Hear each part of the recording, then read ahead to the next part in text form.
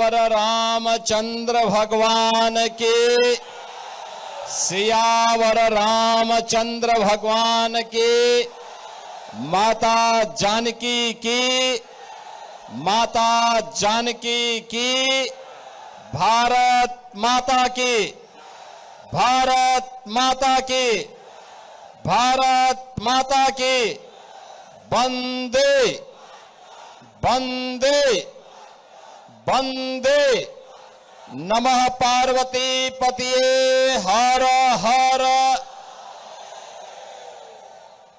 लोकप्रिय सांसद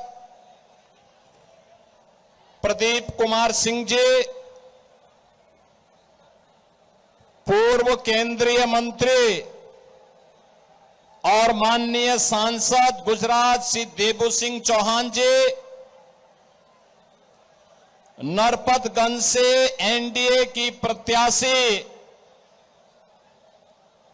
बहन देवंती यादव जी, विधानसभा के प्रभारी श्री राजेश चंद झा जी, विधानसभा के संयोजक श्री नवीन यादव जी, जदयू के जिलाध्यक्ष श्री आशीष पटेल जी, प्रदेश कार्य समिति के सदस्य उमानंद राय जी,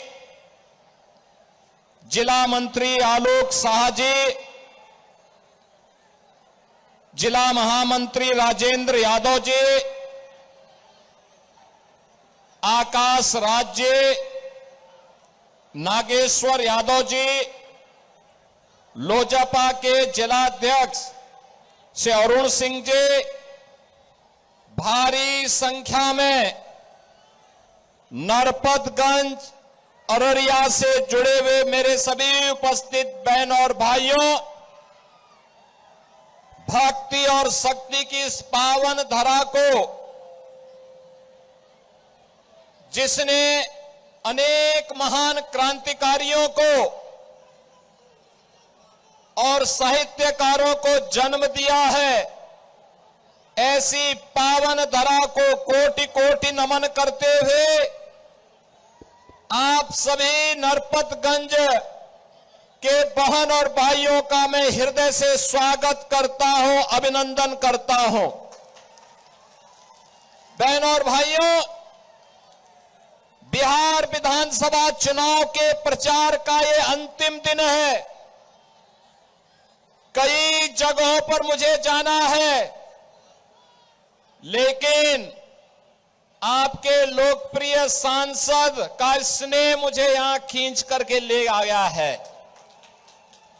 हम दोनों लोग संसद में साथ साथ रहते थे और बहनों और भाइयों, अररिया के बारे में सुनते थे, यहां के आतंक के बारे में भी सुना करते थे और तब हम लोगों को लगता था कि जो कुछ अररिया के लोगों पे बीतती है यह किसी और पे नहीं बीतनी चाहिए।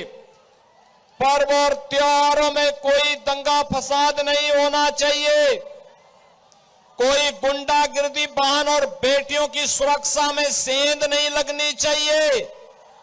और जब पार्टी ने मुझे उत्तर प्रदेश में मौका दिया सेवा करने का, तो बहनों और भाइयों, उससे पहले कांग्रेस आरजेडी के ही सहयोगी यूपी के अंदर भी थे। गुंडागिर्दी चरम पर थी, हर तीसरे दिन दंगे होते थे, महीनों महीनों कर्फ्यू रहता था। लेकिन बहनों और भाइयों, पिछले 8.5 वर्ष से उत्तर प्रदेश में डबल इंजन की भाजपा की सरकार है, लेकिन न कर्फ्यू है न दंगा है। यूपी में सब अब चंगा है। अब यूपी में कोई किसी प्रकार का दंगा फसाद नहीं। बहनों और भाइयों, ये गारंटी केवल एनडीए दे सकती है, केवल एनडीए दे सकती है। बिहार का अपना गौरवशाली अतीत है। अपने गौरवशाली अतीत पर हर बिहार के नागरिक को गर्व की अनुभूति होनी चाहिए। ये वह धरा है जिसने मां जानकी को जन्म दिया। ये वही धरा है बहनों और भाइयों, जिस धरा ने महात्मा बुद्ध को ज्ञान प्रदान किया। ये वही धरा है जिसने 24वें जैन तीर्थंकर भगवान महावीर को जन्म दिया। बिहार की धरती देश के पहले राष्ट्रपति को जन्म देने वाली धरती है। बिहार की धरती लोकनायक जयप्रकाश नारायण को जन्म देने वाली धरती है और बिहार की धरती जननायक कर्पूरी ठाकुर को भी जन्म देने वाली धरती है।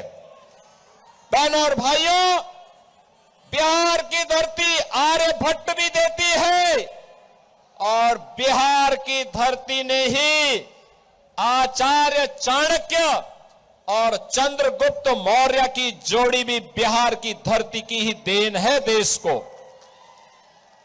ये महापुरुष इस बात के साक्षी हैं कि बिहार जब विकसित होता है तो भारत विकसित होता है, बिहार खुशहाल होता है तो भारत खुशहाल होता है, और बिहार का जब स्वर्ण युग आता है तो भारत का स्वर्ण युग आता है। और भारत के स्वर्ण युग पहले फिर से आपका आह्वान करने के लिए आज मुझे भी नरपतगंज के बहाने अररिया में आने का सौभाग्य प्राप्त हुआ है। बहनों और भाइयों, मैं तो आपसे एक ही बात पूछना चाहता हूं। जो बिहार दुनिया को ज्ञान देता था, नालंदा जैसा विश्वविद्यालय देता था, जिस बिहार ने दुनिया को ज्ञान दिया, उस बिहार में निरक्षरता क्यों बढ़ गई? कौन इसका अपराधी है? जो बिहार शांति और भक्ति की धरती थी, आखिर उस बिहार में जंगल राज क्यों आ गया? इसके लिए कोई अपराधी है तो कांग्रेस और आरजेडी बराबर की अपराधी है, बराबर की अपराधी है। बहनों और भाइयों, इन्होंने यहां के समाज को बांटा, जाति को जाति से लड़ाया और फिर इसके बाद जातीय सेनाएं खड़ी करके पूरे समाज को बांट करके खानदानी माफिया को बिहार के अंदर अराजकता पैदा करने की पूरी छूट दे दी। परिणाम सबके सामने है। बिहार अपनी पहचान के लिए मोहताज हो गया। नौजवान की रोजगार चली गई, अन्नदाता किसान भूखमरी के कगार पर पहुंच गया। सरकारी खजाने पर लूट मचाए थे और बिहार पिछड़ता गया, बीमारू हो गया। भारत का स्वर्ण युग देने वाला बिहार बीमारू हो गया।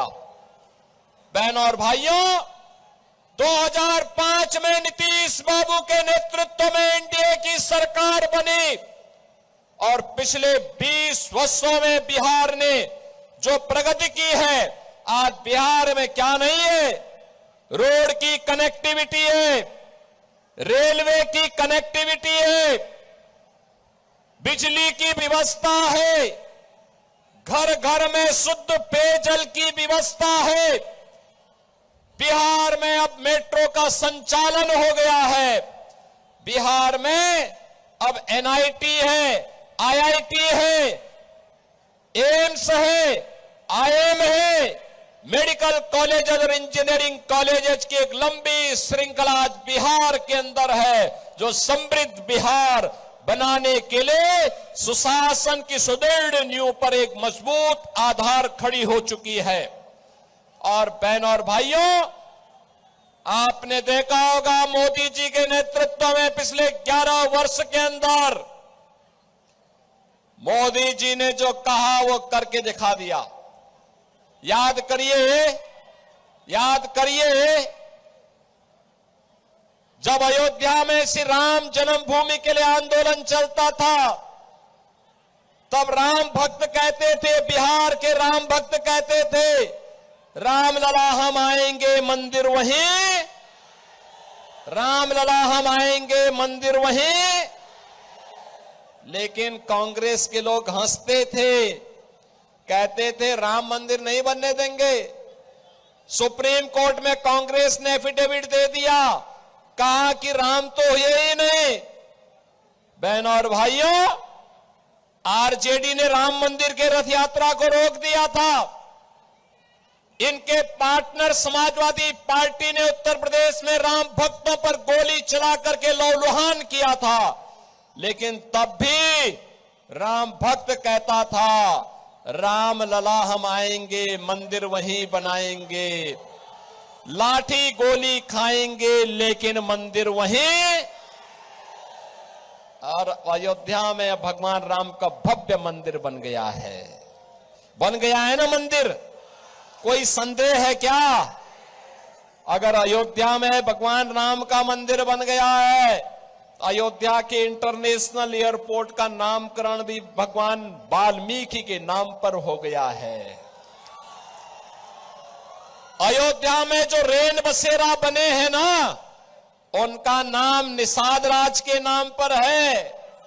और जहां भक्तों के लिए प्रसाद तैयार होता है राम जन्मभूमि का, वह माता सबरी के नाम पर है। बहनों और भाइयों, भगवान राम के काज में जिसने भी सहयोग किया, उन सब का सम्मान आज अयोध्या धाम में है। वहां पे महर्षि वाल्मीकि का भी मंदिर आ गया है, वहां पर महर्षि वशिष्ठ का भी मंदिर बन गया है, महर्षि विश्वामित्र का भी मंदिर बन गया है, महाकवि तुलसीदास जी का भी मंदिर बन गया है। और यही नहीं, माता जानकी को जब रावण अपहरण करके ले जा रहा था, बहनों और भाइयों, पहला बलिदानी रामायण का गिद्धराज जटायु थे। गिद्धराज जटायु की भी एक बहुत अच्छी प्रतिमा अब अयोध्या में स्थापित हो गई है। यही नहीं, सेतुबंध के निर्माण में गिलहरी ने योगदान दिया, गिलहरी की भी प्रतिमा स्थापित हो गई है। अब 25 नवंबर को फिर से प्रधानमंत्री जी अयोध्या धाम आ रहे हैं। अयोध्या भव्य और दिव्य अयोध्या के दर्शन फिर से सबको हो रहे हैं। ऐसा लगता है कि अयोध्या में भगवान राम, माता जानकी फिर से विराजमान हो गई है। और बहनों और भाइयों, अगर अयोध्या में रामलला का मंदिर बना है तो याद करिए, अयोध्या में रामलला का मंदिर बन गया है तो सीतामढ़ी में माता जानकी का भी तो मंदिर एनडीए की सरकार ने बनाने की कार्रवाई प्रारंभ कर दी है। यह आस्था का सम्मान तो एनडीए ही करेगा। आस्था का सम्मान भी है, विकास भी है और गरीबों का भी कल्याण है।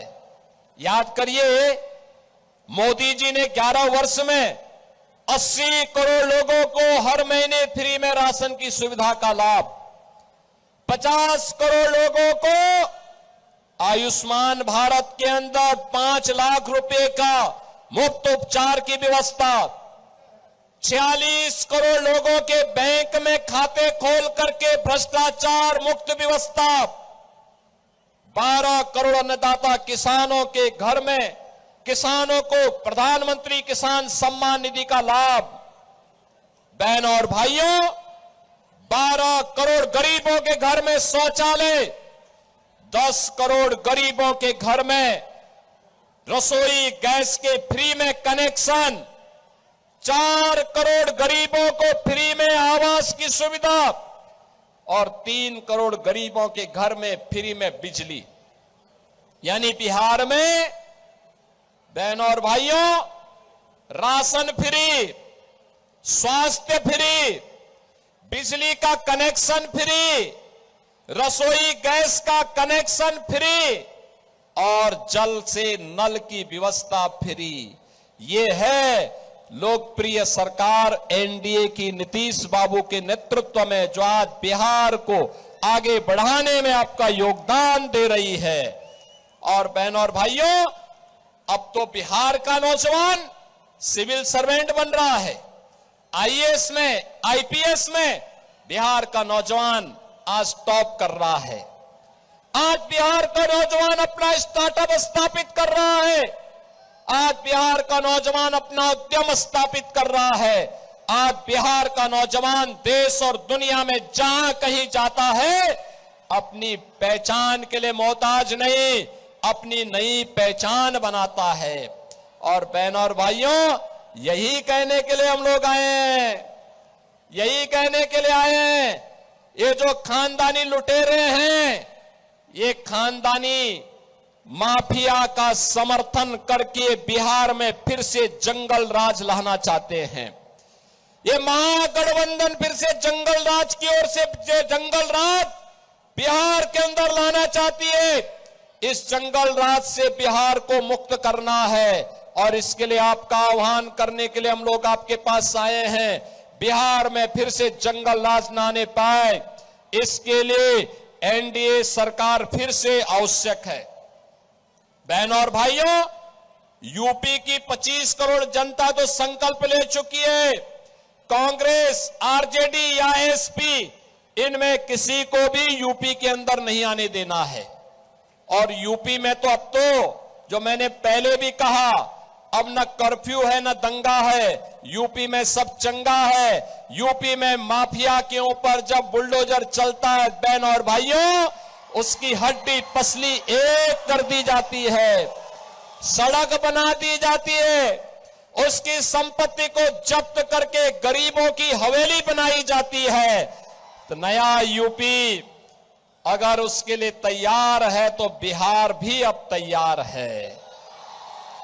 पहले चरण के मतदान ने बता दिया है, बिहार की जनता तय कर चुकी है, महागठबंधन को फिर से नहीं आने देना है, कभी नहीं आने देना है। और आज इसीलिए मैं आपके पास आया हूं कि बहनों और भाइयों, नरपतगंज में कमल खिलना चाहिए।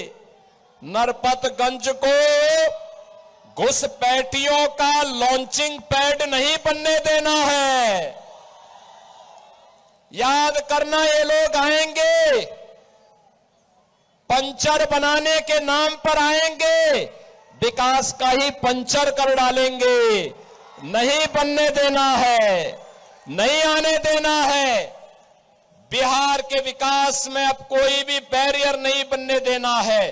और इसके लिए एनडीए ने नरपतगंज से श्रीमती देवंती यादव जी को अपना प्रत्याशी बना करके आपके बीच उतारा है। देवंती यादव जी को कमल छाप पर अपना आशीर्वाद देंगे, देंगे। पीछे, इधर पीछे छत के ऊपर, इधर स्टेडियम के पीछे सीढ़ियों पर काफी बड़ी संख्या में लोग हैं। आप सभी का आशीर्वाद मिलेगा, सभी का। दोनों हाथ उठा करके बोलिए, दोनों हाथ उठा करके। बहनों और भाइयों, याद करना, आज सायंकालीन प्रचार होना है। कल एक दिन का समय है। महागठबंधन के प्रत्याशी की जब जमानत होगी, जब्त होगी, तभी देवंती यादव जी की विजय भारी मतों से होगी। और यही आह्वान करने के लिए आज मैं आपके पास आया हूं।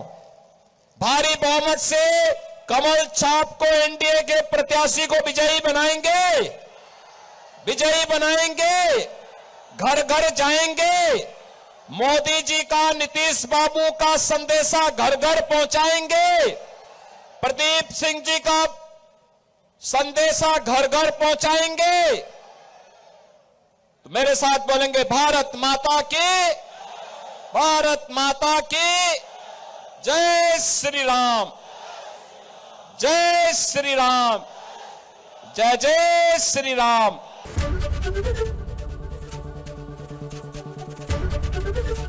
एबीपी गंगा, खबर आपकी, जुबान आपकी।